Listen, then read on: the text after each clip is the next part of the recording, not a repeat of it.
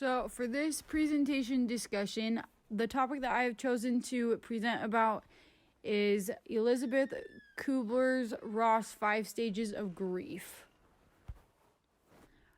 So the first stage of her 5 stages of grief is denial and isolation, and that happens when individuals refuse to acknowledge they may be dying. They believe the doctor has made a mistake, or they will miraculously recover. So an example of that would be, I am not really dying. So they think that they may be dying, but that the doctors will, or whoever, will make a miraculous recovery. And so a lot of people are in denial and in isolation because of that. The second stage of the 5 stages of grief is anger. And that is when the individuals begin to get upset and resentful.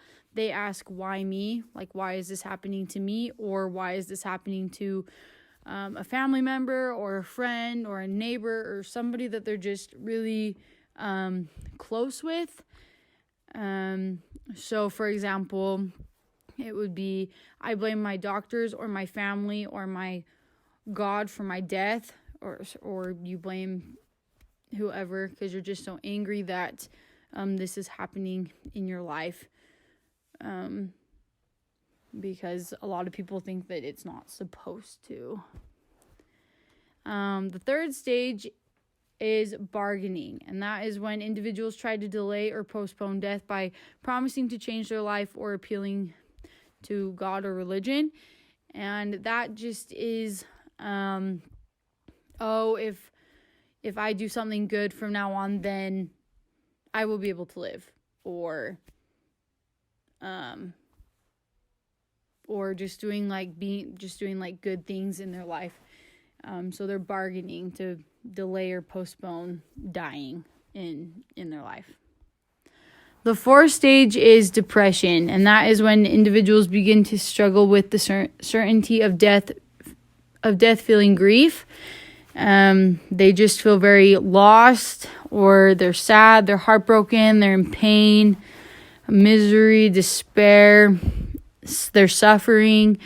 So an example of this is, I don't care, nothing matters anymore in their life, because they're struggling with or accepting the fact that someone really close to them has passed away, or